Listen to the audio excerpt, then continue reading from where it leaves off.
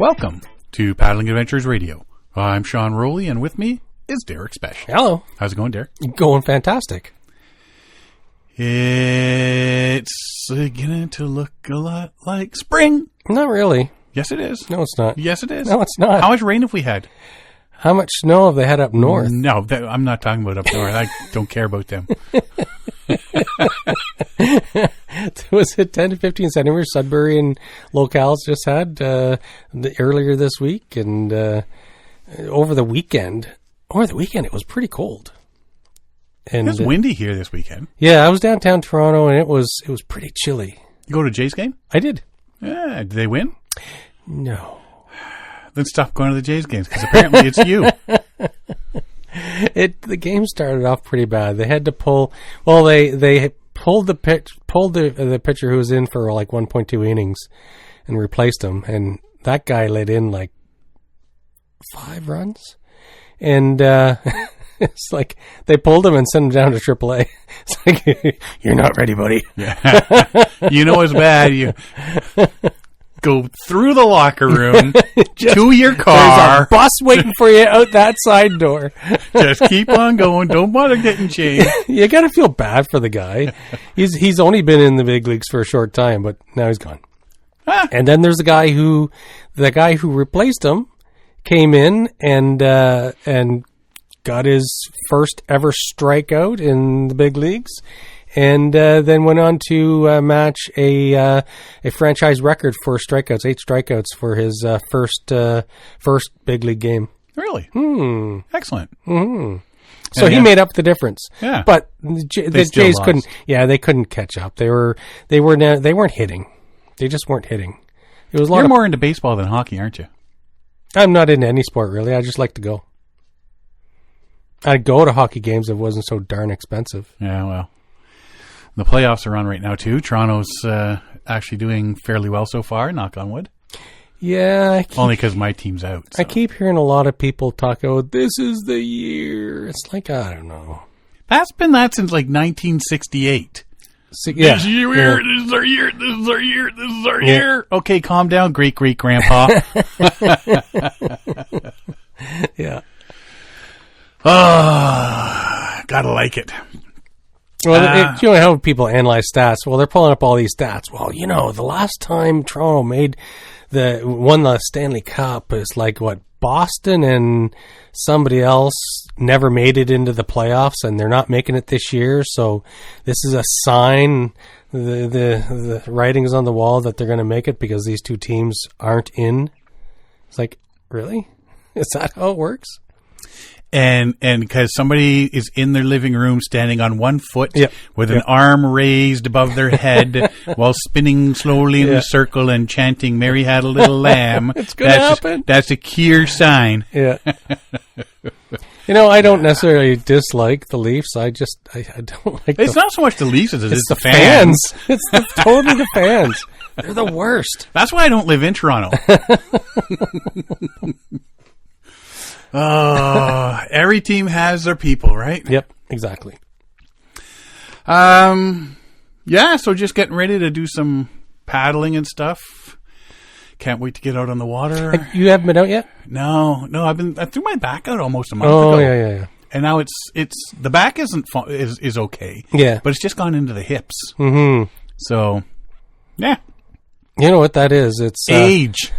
Well, see, back in the day, lifespan was like, people would die at like 30, 35 years old. That was the lifespan. That was it. Now it's just your body telling you it's time to go. Right? It's time to go. You're old. You're in your 50s. You should have died 20 years ago. Dude, pack it in. You are long overdue. Humans just don't live this long. Look on the bottom of your foot. It's their best before date. It was 20 years ago. Exactly. Yeah. No, I just got some sore hips there, but working all that out. So going to get out on the water, start some paddling, and can't wait. And you can get out. You got Right? a dry suit. I got the dry suit. Mm-hmm. Maybe I'll just go stand by the river in my dry suit. Just go stand there. in the river. Right? Just go stand there. Where's your boat? I haven't decided yet where I'm going to go. I'm extra inflated today. I am a boat. Start a new Instagram account. Just standing in places in my dry suit. Yes, exactly. During the winter and all that. All this ice going by, and I'm just standing there up to my waist in my dry suit. Alan always posts, I'm on a boat. Yeah. Doesn't matter where he goes. I'm on a boat. You could start posting, I am a boat. I am a boat. Or if he's downtown paddling or something, he's wearing a hat. Yeah. He always positions a picture. The CN Tower, so the CN Tower is coming out the top of his head. Hey, we've all got to do something, right? Yeah, exactly. Do you watch the Olympics? I do. I don't watch a lot of hockey. When Siobhan watches it, I watch hockey. I'll watch baseball, but I'm not that into sports. But I love the big competitions. I love any finals. Like the Olympics I watch the Olympic. I find it very interesting. I do a lot of watching the medal games. Yes. Like not all the, and it's not the professionals. Yeah. It's people amateurs who have spent so far their whole life trying to get to a certain level to compete. Right? Yeah. No, but I won't watch, okay, today's the first 7 heats of this, and tomorrow's the next 7 heats, and then the gold medal day. Okay, see you in 3 days. Yeah. There's a few people you'll watch from start to finish just because they're so interesting. Like I think he's from, was it the turkey guy? He didn't even wear... Oh, the shooting guy. The shooting guy. He never even wore... one hand in he's just casually there. It's like, I've seen mock-ups of him and like with AI with the smoke hanging out of his mouth. Yeah, is he really a hitman? Yeah, he's a hitman. They actually had somebody on and described how just putting his hand in his pocket stabilized him. It turned his body a certain way so that it wouldn't move out of, and everything was straight. There is an actual reason that he does it, and they say it's realistically it's a genius thing that he's doing. I thought he was just playing with change in his pocket or something. Well, that would have been me. Here's a quarter. I got enough for a Coke. There's enough in there for a donut. Oh yeah, I got to shoot too. Yeah, but there's usually somebody each game, like Eddie the Eagle back in '88. Oh, Eddie the Eagle Edwards. And so every year there's always somebody that's that Jamaican bobsled team. Yeah, exactly, right? Yeah. So we'll see who's what's coming up next. Well, even the surfer guy. They took the picture of him standing straight up and down. Oh, flying off his board, but he's standing straight. But it like he's looks like hanging it was in edited. midair. Yeah, right. Yeah, but it wasn't. It was a real photo. Mm-hmm. Yeah. So we'll see what happens next year. Yeah. Sorry, a couple of years from now. Well, the Olympics. No, yeah. The summers are in 2028. Yep. 2026 is the winters, right? Yeah. We had just had summers 2024. Yeah, because remember they used to always be like 4 years was one, then 4 years was the next. And now it's every 2 years. Now it's every staggered. 2 years, yeah. I always forget about that. Mm-hmm. Anyway, 2028, the LA Olympics are in LA. Is that where LA Olympics are going to be? That's where they're going to be. The Olympics are going to be in LA in 2028. They should have said something. I wish they would have. The IOC has confirmed that canoeing will feature 16 medal events with full gender parity. The same event lineup as the Paris and designated venues in Long Beach and Oklahoma City. What? Yeah. International Olympic Committee, the IOC, has approved the program proposed by the Olympic Program Commission, confirming the 16 events in canoe sprint and canoe slalom, including the return of kayak cross, the crowd-pleasing new addition that made big impression last year. The International Canoe Federation welcomed the IOC Executive Board's decision, which not only secures the current program but also strengthens canoeing's position as one of 6 sports with the highest number of medal events at the Games. Total of 318 athlete quota spaces will be available. I never figured out how they do the quota I don't know. Thingies. I figured they had all these sports. Countries can send however many players for each. But I that's too much for my brain to bother with. 236 for the sprint and 82 for the slalom, split equally between men and women. They're delighted that the IOC has reaffirmed canoeing's place in the games with an attractive and balanced program. The ICF says in a statement, highlighting the continued commitment to gender parity in both the event schedule and athlete quotas, 8 events per gender, and an equal distribution of spots, 118 per gender in sprint and 41 in slalom. Long Beach's Marine Stadium, located approximately 35 kilometers south of downtown Los Angeles, so that's not really bad. Yeah. It's about a half-hour drive, right? Will host the canoe sprint events, including the traditional canoe and kayak races in single, doubles, and 4-boat formats. Men will compete in C1 1000, C2 500, K1 1000, K2 500, and K4 500, while the women will compete in C1 200, C2 500, K1 500, K2 500, and K4 500. Canoe slalom, meanwhile, will be held at the Whitewater Center in Oklahoma City, more than 2,000 kilometers from the core cluster of the Olympic venues in California. It's weird, eh? That's going to be a heck of a commute. Okay, today we're doing the opening ceremonies where we all walk in with our country, and then we got a hightail it 20 hours away. The facility is gearing up to once again host thrilling obstacle course racing with C1 K1 events for both men and women, as well as a high-intensity kayak cross events. After a successful debut in Paris, Kayak Cross will return to challenge paddlers with its fast-paced, contact-based knockout format. Have you seen kayak polo? Yes, we've seen kayak polo. So it's not going to be at the Olympics, but it's a world event. It should be at the Olympics, though. Looks. I mean, if they're allowing kayak cross, a full-on contact sport. It's contact based. Yeah. Well, you can call it based if you want, but it's full-on contact. Hey, look at that. Kayak to the face. Yeah. They should allow canoe polo. Yeah, kayak polo, yeah. Or kayak polo. Yeah. It looks a little dangerous, but it's fun to watch. Right? I'd be betting on it. The energy generated by Kayak Cross in Paris was unparalleled, and its return for LA28 is a testament to its global impact. Because everybody wants waiting for see blood. violence. I don't know if this is a good thing or a bad thing.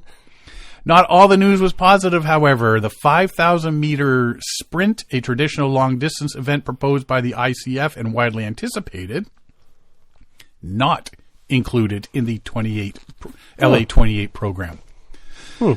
Nevertheless, the Federation stuck a hopeful note. Although it wasn't possible this time, we will continue to work to ensure that events such as the 5-kilometer continue to grow at World Cups and World Championships.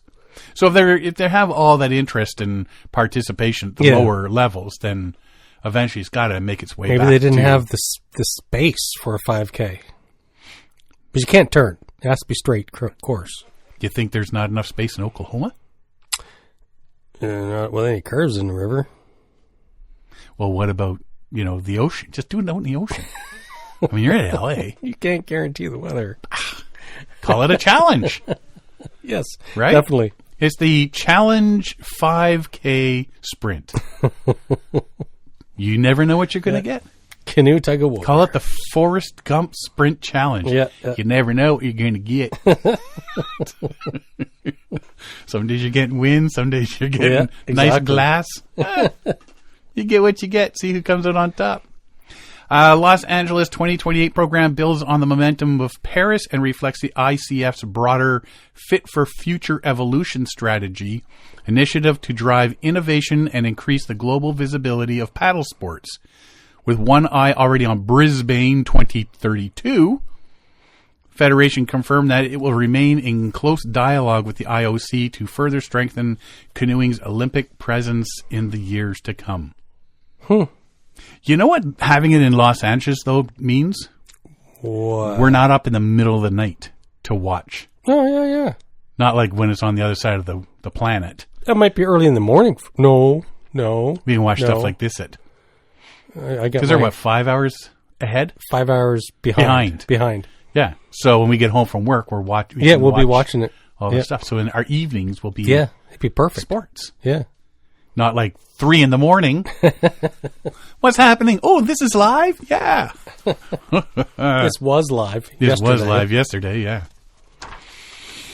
And with spring comes hope for a good rafting season. It was a big snow winter. Like there's a lot of snow in the mountains and stuff. Everywhere. This is what it can be both good and bad depending on conditions and our skill snow levels. Here down in southern Ontario, like where we are, Toronto area, always seems to wait till about January. We get a couple big storms and then... Yeah, we have it late in the year. It doesn't really build up. We had some wicked snowstorms this winter. A couple that kind of took out Gravenhurst and Barrie and stuff. But it was in a band. It was like what kind of poured out across Huron and into Georgian Bay and then across. Yeah. And so certain people, like, what Gravenhurst got flooded because of all the rain just a week or two ago. And so it's weird weather. It's weird weather. Everywhere anymore. Mm-hmm. It's weird, I tell you. Yeah. It's weird. It's getting weird. Yeah. There's no predicting it anymore. Yeah. Well, did I not say we'd have great weather up until the end of November? And then at the end of November, boonk, it turned crappy. Sure, your memory is 2020. Yeah. I said the same thing. It's 2023. Healthy snowpack this spring may portend robust whitewater this season. Rafters can expect a big start to the season with plenty of water and big waves, says Hardy Bender, Development and Events Manager at the Idaho Rafters and Guides Association. However, despite prime conditions, economic uncertainty has meant that bookings are lower among outfitters. Oh. And there's a whole political thing about that, which we're not even going to get into. No. But there is also, like, for that, there is... Economically, there's a lot of less people doing vacations and stuff, so I can see that. I can see that coming about. Bender stood in front of the Boise River Wave at Esther Simplot Park on last Tuesday, to provide reporters with whitewater season outlook. Unlike the river that was behind him, which is dam controlled, most Idaho's rivers rely on melting snowpack to determine their flow, which tends to mean big water as that snow starts melting in the spring. A large reserve in the basins and that feed the rivers also can mean a longer season. So the more water you can hold back to keep it up. The Clearwater River Basin, which feeds the Lasha and Selway rivers, is more than 95% of average snowpack.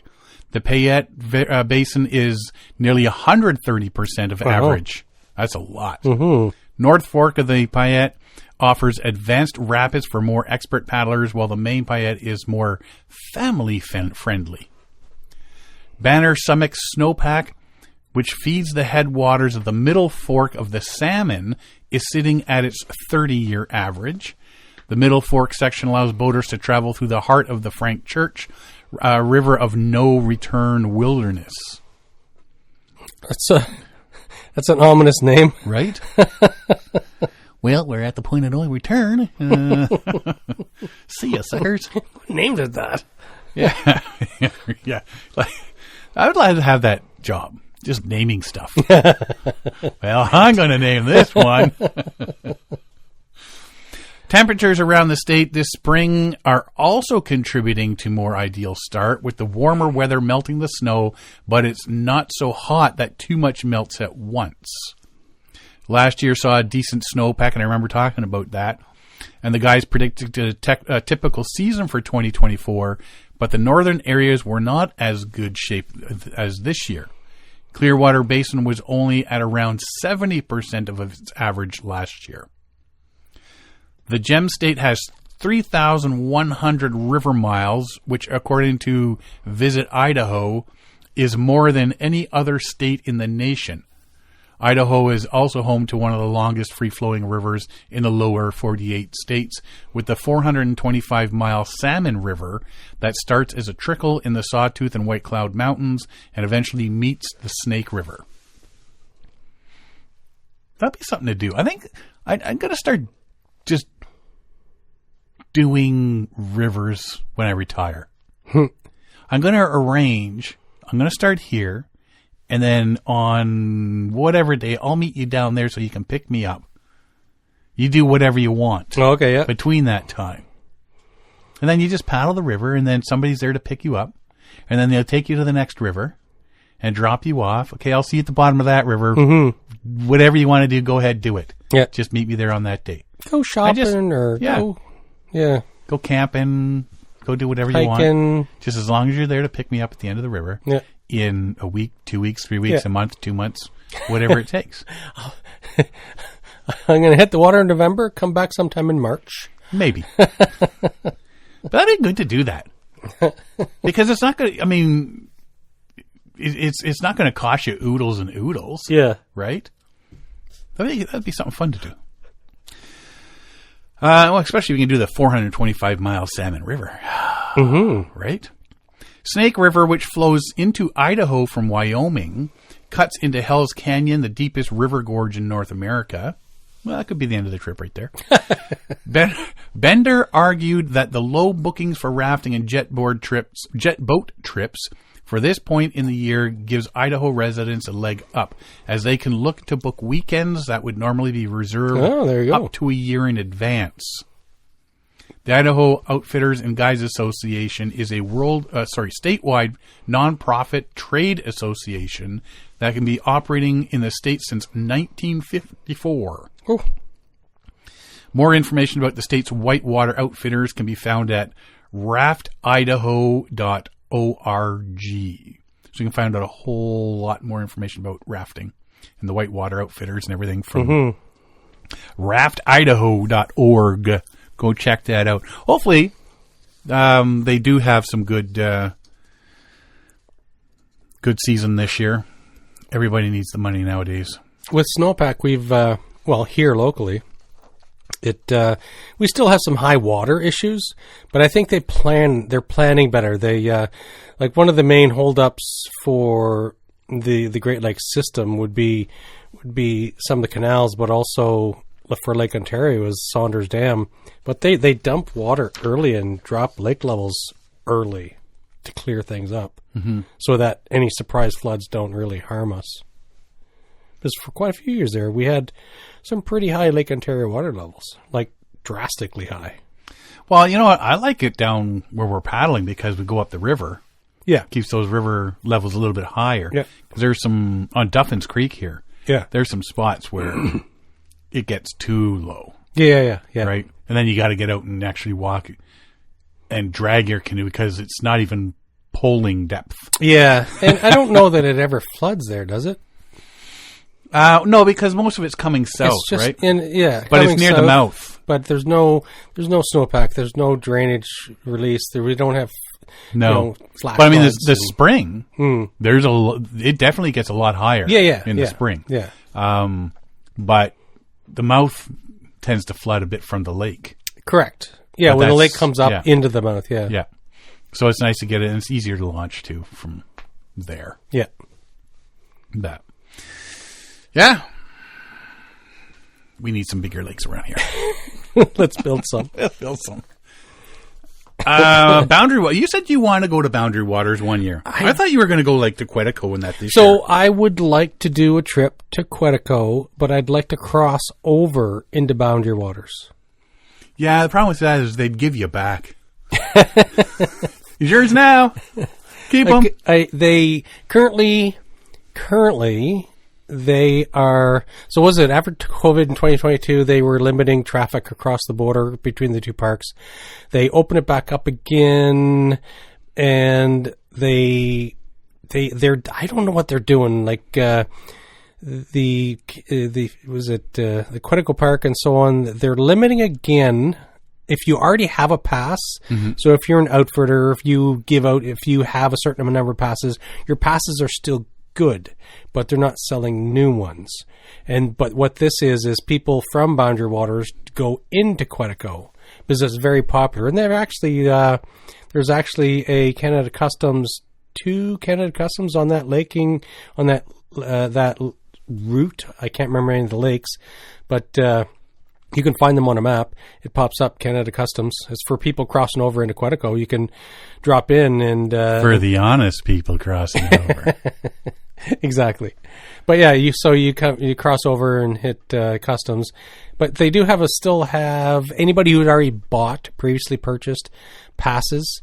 And it's the way they were wording it. It sounded like it was season passes and it was outfitters and so on. So the quota passes and stuff. Yeah, stuff like that. So those are still valid. They're not canceling passes, but they're not selling new ones. And they're going to reassess in 2026, apparently. Do you think there's a duty free at those? No, I doubt it. Customs? Get some duty free, like worms, fishing lures, and Coke. Yeah. Give me a Coke, man. Yeah. Duty free shop. Yeah. Going for some. But these are pretty remote too. So they have I was looking at it. I was looking at it today, and you could see it's an aerodrome. Anyways, there's a float plane landing area zone. Large chunk of the lake is reserved for that, so you're not allowed to paddle through it, type thing, right? Mm-hmm. So I thought, that's neat. They're all planned for it, but there's a lot of outfitters out there too. Yeah. A raid in Boundary Waters is huge for it. Quetico, not so much. Well, the Americans, that's what they do. They do a lot of fly in and drop people off by canoe and fishing and stuff like that. And so it makes sense that there's drop you off. Good luck. Yeah. Well, you've been dropped off before, right? Yeah. That's kind of fun. The plane drops you in the middle of the lake. And then says, see you in 3 weeks over there. Jump in, I'm going to throw your gear. And it's like, okay. So it's just, and then he flies away. It's like, oh. Now what? And now I got to find my way back. So who's got the dog? Yes, exactly. Oops. Hey, he didn't give us our paddles. Yeah. Where's Fred? I think I've done 2 or 3 trips now by float plane. It's really a unique way to do it. It's so expensive anymore, though. It is. It does add up. It's. I think the most I've ever spent was $1,100 a person. Yeah, it's. You know what? There's trips I've looked at which, okay, we got 2 weeks or 10 days or 11 days, whatever. Mm-hmm. If we were to fly up to there, we'd have no problems we could take our time getting back to our vehicle, as opposed to having to do some big loop or something. Exactly. Right? Yeah. But then you start, okay, well, how much to the plane? And then you start looking at their pricing, and okay, so we're doing a loop this year. But it's a unique thing to do it. It's worth a little bit of a splurge to get flown in. You get to be inside a float plane, taking off and landing, which it's kind of neat. I went into, what's the Ishpetina Ridge? So we flew into Scarecrow. I'm trying. Scarecrow South. Which one is on Ishpetina? What's the name of that lake? So Catherine, did you fly into? No, I thought it was Scarecrow. Oh, that Scarecrow was south. We went there with your buddies. There's the lake we landed on had the hiking trail to Ishpetina to the fire tower. Anyways, we flew in, and you fly up this valley, and so initially you're flying above, and you're seeing all the lakes and rivers, and then you drop in this wide valley, and you've got trees on both sides of you, and you come into the lake, and it's really neat to come in, and so when he leaves, it's not like you're coming into any populated area, because chances are you're the only one on the lake. So Hobart Lake? Hobart. It's right on Ishpetina. Where's Ishpetina? Yeah, we're just looking at maps here now. Look over. Reach. Oh, yeah. Oh. You got your glasses? I do. So you can read it?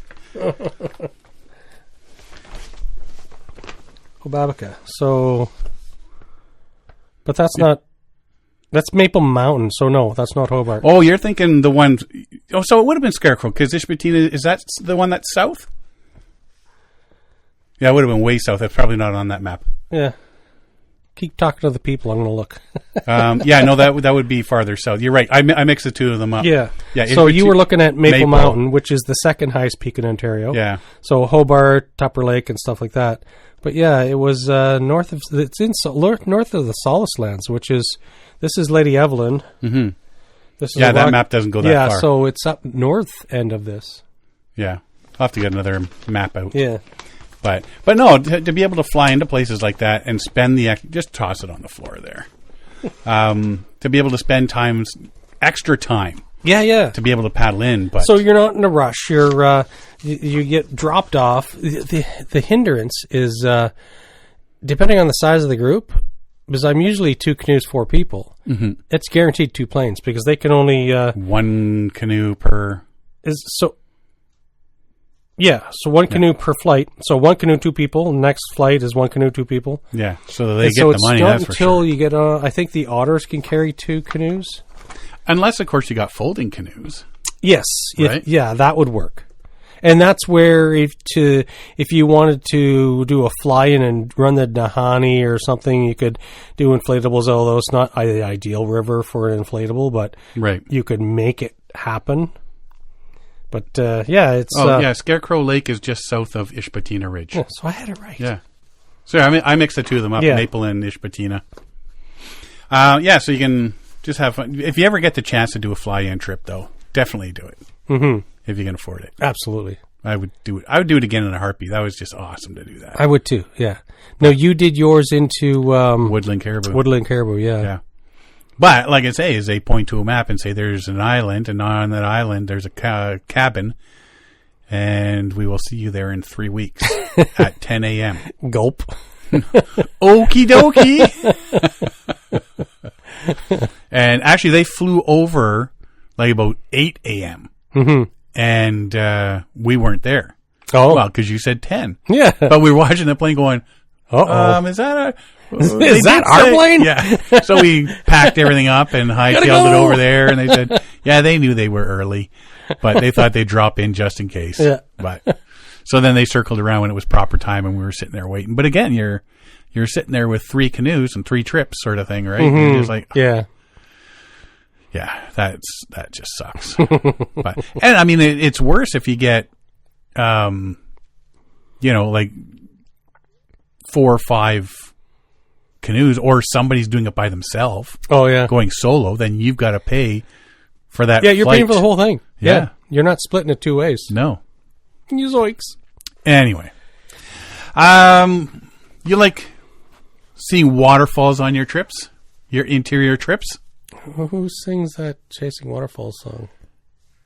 TLC. TLC, there you go. Don't go chasing waterfalls. Yeah. See, we never prepare for this at all. It's all spontaneous. Spontaneous. But it's the fact that I knew that song. There's a video out there, I'll just say that. And I didn't. I knew about it. I just knew about it. Waterfalls and cascades appear throughout many parts of the Boundary Waters, which is why we were talking about Boundary Waters to begin with. Ah, yes, there's the segue. There's the segue. Here's the segue for you. Natural features often found between lakes and rivers add excitement and beauty for paddlers and anglers exploring by canoe. Many portage trails follow these dynamic stretches of moving water. In fact, these waterfalls are a big reason portages exist in the first place. Yeah, because you look at some of these waterfalls and... You don't want to run them. You don't want to go over those. Be like a pinball machine. Oh, it'd be horrible. Boundary Water spans over 1 million acres of untouched wilderness in northern Minnesota lakes, rivers, and streams that shape the region's rugged terrain. Each year, roughly 150,000 people visit the area, most of them traveling by canoe. I always thought it would be more than that, more people. 150,000 doesn't seem like a lot. So they say that, and they also say that they're at max capacity at that number. Yeah. And they only have so many daily... That's their quota. Quota, that's the word. So their daily quota is being met. And so it's because that's all they can handle. Unless you want to put 10 campsites on every island and really then you're just overdoing it. Yeah. So, but still, that's a large number of people. It is. Even still. Yeah, it just doesn't seem large. I know, because you think about Algonquin and stuff like that. 6 million people visit the Grand Canyon every year, and yada yada yada. Yeah. Although the wilderness contains countless rapids, cascades, and waterfalls, most of them are only accessible by canoe, with some exceptions. Visitors taking an overnight paddle, motor, or hiking trip, or a motorized day trip into the Boundary Waters from May 1st to September 30th are required to obtain a quota permit through recreation.gov. Walk-in permits may be obtained at any permit issuing station on the entry day or 1 day prior when available. However, reservations are recommended since there are a limited number of quota permits for each entry point. Self-issued permits are required for all visitors October 1st to April 30th. Those permits are available from kiosks at Boundary Water entry points and Forest Service offices. No reservation required and no recreation fees. So, as you plan your next visit to the Boundary Waters, keep in mind that each group is limited to 1 permit per trip, with a maximum of 9 people and 4 watercraft. Also, everyone in the group must stay at the same campsite. United States Forest Service Superior Natural Forest has put out a helpful planning guide. Always exercise extreme caution around moving water and never attempt to shoot the rapids. Water levels and temperatures can change quickly. So they've got 8 must-see waterfalls in the Boundary Waters when you're cruising there, which you don't want to be going over. Exactly. Right. Yeah, and so some of them don't look terribly dangerous, but it's a pour over or a lip or a ridge. You're not going to be able to do it easily, and part of you take a high level experience to run any of these. And for the most part, you're just going to wreck a canoe. Yeah, they're visually attractive, not canoeing attractive. Yes. The only thing you want to do with these ones is get your camera out. Exactly. And I noticed that most of them, well, if you look at a map, and I was doing that today, I was looking at all the entry points, and pretty much any entry point, you're going to be passing through the township of Ely. Ely. Yeah. So the first one, Curtin Falls. Situated along the Canadian border, this dramatic waterfall spills across nearly 200 feet of granite. It is characterized by one large drop, multiple chutes, and cascades. It's part of the historic French fur trader route and has been used by indigenous people who've lived and traveled through the area for thousands of years. Falls can be accessed along canoe routes through a few entry points along the Echo Trail north of Ely. Visitors should note that this is one of the more remote waterfalls in the wilderness, and as a result should plan for multiple days to paddle the portage there. Falls are the most dramatic in the spring and early summer when water levels tend to be higher. That tends to be the going thing with all waterfalls. Yeah, true. Nearest entry points, Ely, the Moose Portage River, north number 16, Stewart River number 19, and Angleworm Lake number 20. Number 2, the Nina Moose Cascade. This cascade flows through a section of the Nina Moose River just off Echo Trail north of Ely. White pines and willow line the river's edge, and moose have been spotted along the way. Paddlers can reach the area in about a half-day's journey, but is best enjoyed as part of an overnight trip. Yeah, why rush it? Mm-hmm. The route follows the river at the north end of Nina Moose Lake. Shortly after, Portage Trail leads paddlers right alongside the cascade. Short walk down the trail brings you to the top of the falls, where you can pause and take in the view of the slide, a smooth tongue of water gliding over rock. Depending on water levels, this spot also makes a great lunch break. Nearest entry point, Moose Portage River North, number 16. Number 3, Pipestone Falls. This waterfall flows between dramatic cliffs streaked with sun-colored lichen. It flows in a region rich with history. In the early 1900s, logging camps spread across the area, hauling out timber bound for paper mills. Later, small fishing resorts appeared along the shores of Basswood Lake to the north. Though removed long ago, visitors can still spot traces of both industries. And that's cool, going on these trips and seeing stuff like this and finding little historical spots. At the entry point, paddlers head north on Fall Lake Don't miss Newton Cascade, located along the first portage, as it is also another nice stretch of moving water. After paddling through Newton Lake, visitors will take portage into Pipestone Bay, which is part of Basswood Lake. Be sure to pause at the overlook among the pine to take in the lofty view of the falls. Anglers often gather at the base of the falls hoping to catch walleye. This route allows both motorized and non-motorized boats, and the portage trails are wide, gently graded, and easy to navigate. Travel to the falls is about 8 miles round trip and can be done in a day. So there's a nice day trip with some portaging and whatnot. Nearest entry point is Fall Lake, number 24. Number 4, Lower Basswood Falls. Another unique waterfall along the Minnesota-Canadian border draws visitors with its stunning scenery and nearby campsites. I like that. You can, if you're planning to go to the waterfalls, that you can just go camp somewhere and then do a day trip to them. Starting in the 1600s, French fur traders known as voyageurs navigated these waters in large canoes in search of beaver pelts. Long before them, indigenous peoples traveled the same routes for thousands of years. Part of Basswood chain of waterfalls and cascades, Lower Basswood stands out as a large rock that splits the falls. 2 sets of falls converge on this river-like stretch of Crooked Lake, a smaller one from the south and a larger one from the east. Paddlers should take the Canadian portage on the north side of the Basswood River for the best view of the falls. Yes, that's legal. Because you got to think that, okay, well, that's the Canadian side. Can you zip across? That's the U.S. side. Can I zip across? Yeah, it's legal. Granite cliffs near the falls offer plenty of great lunch spots. Please note that you cannot camp on the Canadian side unless you have a remote area border crossing permit. Those are the permits you were talking about, right? Yes, correct. Be sure to leave time to paddle 1 mile north along the border to view an interesting set of pictographs. They are likely between 500 and 1,000 years old. Falls are most easily accessed along the 2 separate canoe routes. One is north along Echo Trail, and the other is east of Ely on Fernberg Road. The nearest entry points to get here is Mudrow Lake number 22 and Fall Lake number 24. Number 5. Oh, there's certain names, and there's 2 of them here in this list, that there must be like 1,000 of these around the world. Oh, absolutely, yeah.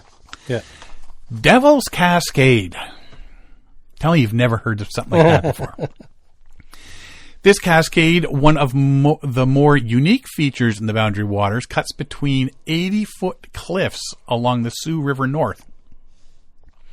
Large elevated campsites sit just above the cataract, offering sweeping views of the river valley to the north. While visitors should approach the edge of the cliffs with caution, they'll enjoy the soothing sound of rushing water beside an evening campfire. That'd be a nice spot to get. The campsite lies off a short spur along the portage trail between Lower Bonus Lake and Sioux River. Overnight campers should collect water near the start of the trail, as there's no direct water access from the site.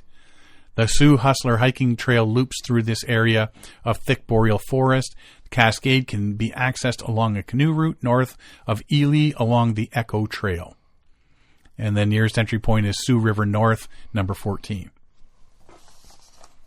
That'd be pretty cool to see that one. 80-foot cliffs. Every time you read one of these, I'm looking it up on the map. And Take a Google when you're listening to this and check them out. There's some really nice ones. Johnson Falls. This stunning double set of falls rewards visitors who take the time to see both the upper and lower sections. Paddlers can complete the scenic route in a day, weather permitting. Depending on water levels, 1 or 2 pools near the falls offer great spots to swim. To reach the falls, paddlers cross 4 lakes and navigate several portage trails. A spur trail leading west from the southwestern portage on Pine Lake provides access to the falls. If you're traveling from Canoe Lake into Pine Lake, keep in mind that the portage is 1 mile long each way and hilly. And for our Canada friends that are listening to this, These are miles, not kilometers. Yes. Yeah. Nearest entry points, Grand Marais, Clearwater Lake number 62, East Bearskin Lake number 64. Rose Falls. Cedar trees and ferns frame these 30-foot falls with a picturesque wilderness charm. For those seeking a taste of the backcountry, this popular spot makes for an excellent day trip. Visitors can reach the falls in a few different ways. Day trippers can paddle to the falls on a 5-mile round trip route starting from Bearskin Lake, park on the gravel lot at the lake's west end, and paddle across Bearskin to a short 75-rod portage into Duncan Lake. From there, paddle north about a mile to the Stairway Portage, where you can leave your canoe near the start of the trail. Be sure to tie it off if it's windy or you're swimming back. Follow the trail a little ways north to the waterfall. Hikers can reach the fall via the Caribou Rock Trail, challenging but scenic 7.7-mile round trip. Backpackers traveling the Border Route Trail will also pass by Rose Falls and should take the chance to rest and refill water while enjoying the view. So this is one of those ones you can get there anyway. Yeah, and it's actually pretty close to Johnson Falls. Mm-hmm. And it's nice that none of these say you can drive up to the falls. Nearest entry points, Duncan Lake number 60. And here's another one you've heard a million times. Yes, I know. Bridal Veil Falls. Cool air and mist surround the aptly named waterfall, where multiple streams cascade down 60 feet before crashing into a jumble of Precambrian bedrock. Depending on water levels, hikers can dip their feet into the cool, clear pools at the base. 7.7-mile round-trip hike along the Crab Lake Spur Trail is considered challenging, thanks to elevation changes and rugged wilderness. When the spur connects to the Border Route Trail, follow it west to the next trail intersection, then hike north on the trail to reach the falls. Pay attention to the trail and follow directions carefully, as the area is not well marked. Because of its remote location, you might have the place to yourself, which is always great when you get a waterfall. I know. Especially when doing photography. Or fishing. Or swimming. To access the trail, take Loon Lake Road off Gunflint Trail. That's one of their main trails. Mm-hmm. Follow the road past the Dead End sign to a small national... Go beyond the dead end. Go beyond the dead end. Just keep on driving. Go around the trees. To a small national forest parking lot. Be sure not to park at Loon Lake Lodge, as some maps tend to lead people there. So don't trust your GPS. While the falls are just outside of the Boundary Waters boundary, you will still need a permit if you hike the Crab Lake Spur to Border Route Trail. Alternatively, paddlers can access this waterfall from Gunflint Lake, which is outside the wilderness boundary. Nearest entry points, Border Route Trail, East, number 83, and Gunflint Lake. No entry point or permit is required on the south side of the lake or trail. Oh, there you go. And those are your 8. Mm-hmm. Whether you're planning a day trip or multi-day adventure, outfitters in the gateway communities of Ely, Toft, and Grand Marais rent motorboats, canoes, and a wide range of camping gear. They'll also provide maps and up-to-date route information to help you plan your adventure. You can find a list of most of these outfitters online. I do want to go. I don't know if I want to. I want to go from the Quetico side. It's and every time I suggest it, it's really hard to. It's a long drive from here to Quetico, because it's going to be. We'd have to stop along the way, like Superior National Park, Superior Provincial Park. If you don't drive straight, when we drive those routes, we spend the first night in Sault Ste. Marie or Wawa. Yeah. The second one in Thunder Bay. Mm-hmm. And then you're there. Yeah. Yeah. Right. The third day you're there, sort of deal. Or just drive 24 hours to Thunder Bay. Spend a night in Thunder Bay recouping, and then the next day head in early. I'll have the kids with me, so it's not going to be a straight. Do they drive? No, they don't. Then leave the kids at home. Stella can get her license in about 2 years. New driver. What could be the harm? Yeah. What could possibly go wrong? Stella, you've had your license for a week. Let's go. No, you need like a big van or something with a couple of canoes on top. Yeah. So people can sleep and switch driving. Exactly. Yeah. That's what we did when we went to Woodland Caribou. Yeah. One person would sleep, the other person would drive, and then you just switch around. Mm-hmm. Right. That would work. You just wake people up to see the exciting things.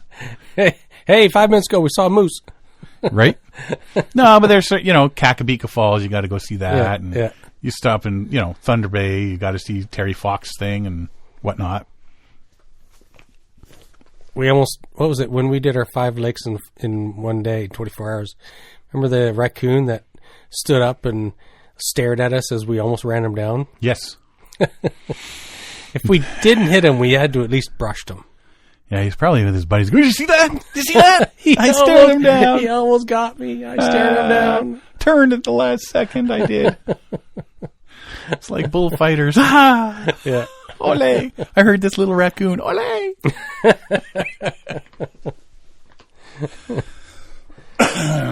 Alrighty. Another place that's close. Michigan. Just one state over. That's not as far. Not far as for us. No. But it is if you're from California. Well, it is if you're from Timbuktu, China. If you plan on hitting the water this summer, you should consider the Michigan Kayak Tours, recently named among the top 10 in the United States. Kayaking is an incredible way to explore the beautiful state of Michigan while getting quite a workout. It must be a very popular outdoor activity in the Mitten State, as Michigan has over 1,300 kayak boat launches. The Mitten State? The Mitten State. Is it shaped like a mitten, or is it Michigan cold? Is shaped like a mitten. Oh. I have to look at the a map. UP? Yeah. I'm going to pull that up on a map. So there's 2 of them. 2 out of the 10 most... Oh, yeah, top, it is a mitten. Yeah. 2 of the 10 top kayaking tours are out of Michigan. Crystal River Outfitters in Glen Arbor, Michigan, named the 2nd best kayak tour in Michigan and the 7th best in the U.S. They say probably because of the incredible wildlife. Throughout the 2 to 3 hour tours, you'll embark on a journey of adventure and wonderment with the chance to spot a range of wildlife from bald eagles and blue herons to deer and otters. Adventure and wonderment. Ooh. Somebody's using their big words for this article. Right? I use big words that I don't know the meaning of just so that I can feel photosynthesis. The second one, Great Turtle Kayak Tours from Mackinac Island, Michigan, named the best kayak tour in Michigan and the 5th best in the U.S. The beauty is unmatched. Well, is that better for you? Yeah, I would agree. Paddle at sunrise to Arch Rock and the Rock Maze. Watch the sunset from Devil's Kitchen. Circumnavigate the island, or enjoy a challenging trip across the Straits of Mackinac to Round Island, Hiawatha National Forest. Is it Mackinac or Mackinac? I always know it as Mackinac. That's what I hear too, but then you see it spelled. Yeah. I ain't hooked on phonics today. So the 10 best kayak tours in the United States. Number 10, Maine State Sea Kayak in Southwest Harbor, Maine. Is this our best of episode? Is that what this is? I'm thinking it's starting to be, isn't it? Best of waterfalls, best of waterfalls, best of kayak tours. Number 9, Central Coast Kayaks, Pismo Beach, California. Number 8, Frank's Paddle Sports Livery, Indianapolis, Indiana. Yeah, there's an I in there. Number 7, Crystal River Outfitters, Glen Arbor, Michigan. 6, Tahoe Adventure Company, Tahoe Vista, California. Number 5, Great Turtle Kayak Tours, Mackinac Island, or Mackinac, depending on what you want, Michigan. Number 4, Desert River Outfitters, Bullhead City, Arizona. Number 3, Rising Tide Explorers in Naples, Florida. Number 2, Amelia Island Kayak Excursions. I've heard of these ones. Oh, yeah? Fernandina Beach, California. And the number 1 best kayak tour in the United States, Santa Barbara Adventure Company in Santa Barbara, California. California got twice. Yeah. Hot diggity. Michigan California got twice. 3 times. Florida twice.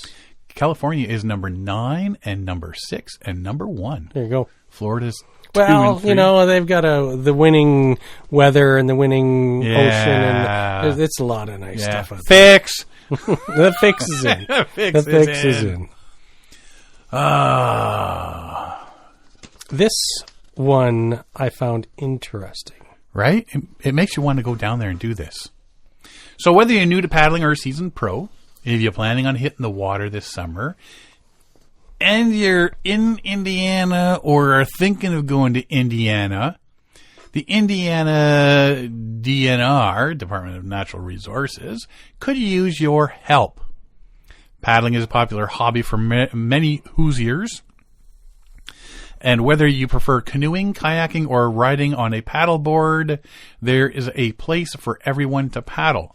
Indiana Department of Natural Resources has an interactive map that shows you places to paddle all across the state. Just Google Indiana DNR, and it brings you to their page. Do not resuscitate? Do not resuscitate.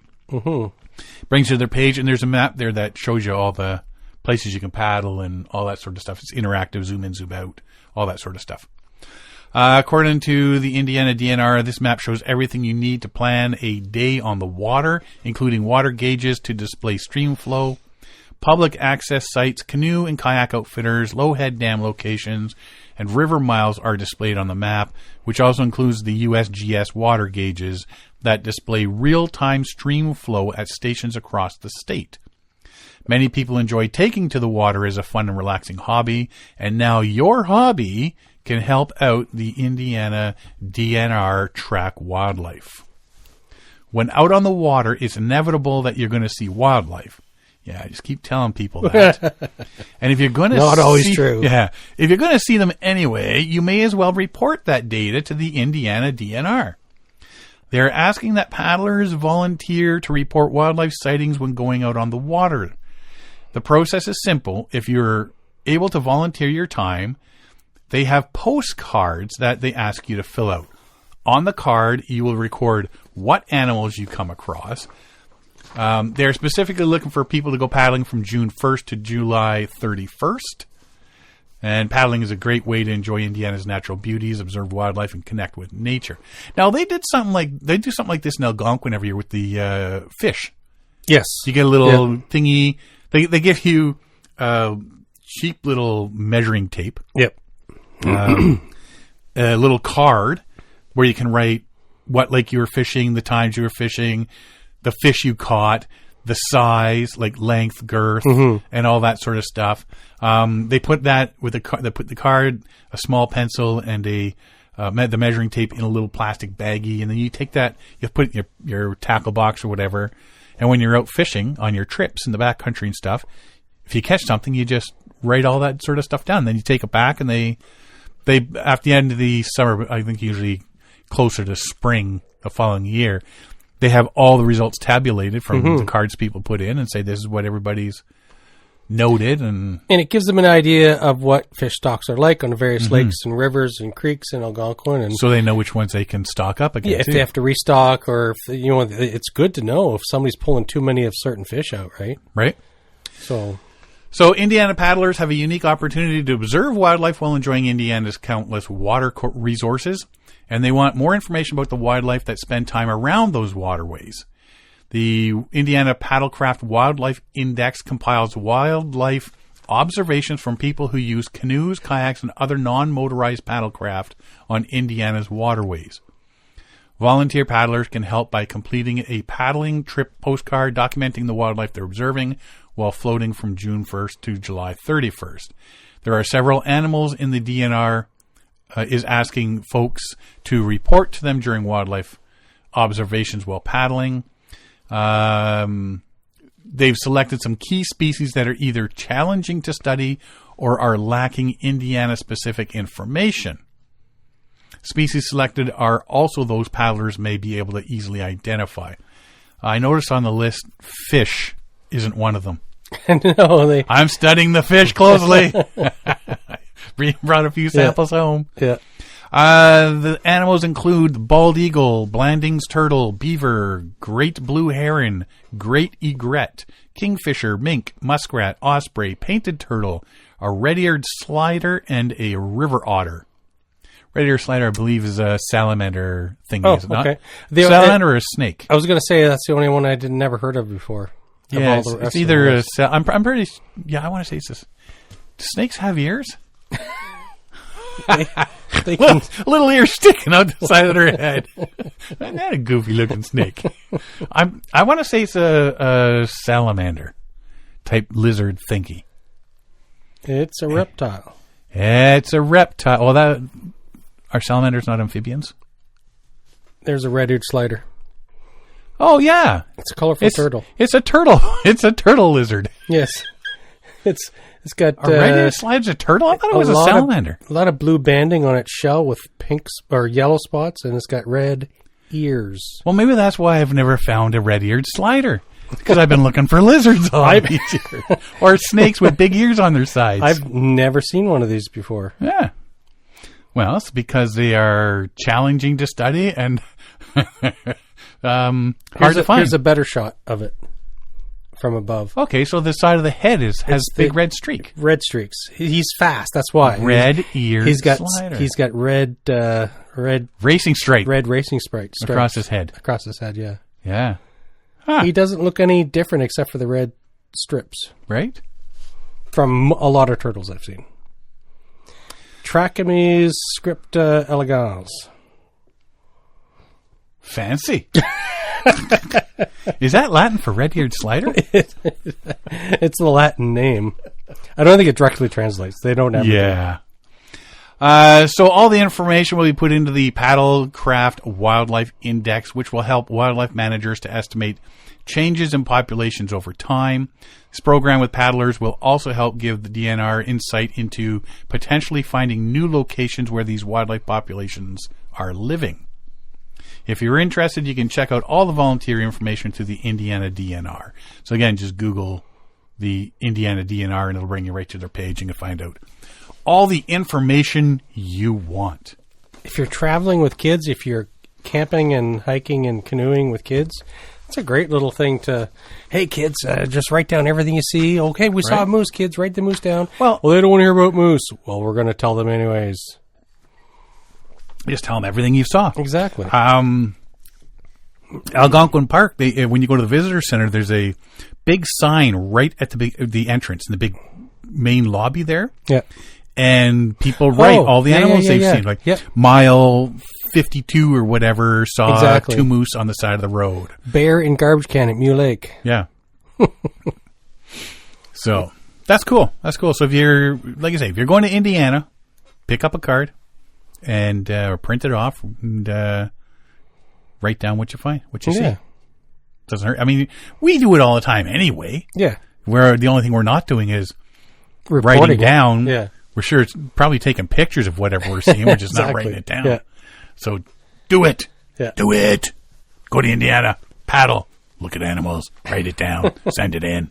Do it. The neat thing about Algonquin is if you're on the east side from Cedar down south to Opeongo, chances are you're going to see military aircraft cruising overhead. Oh, yes.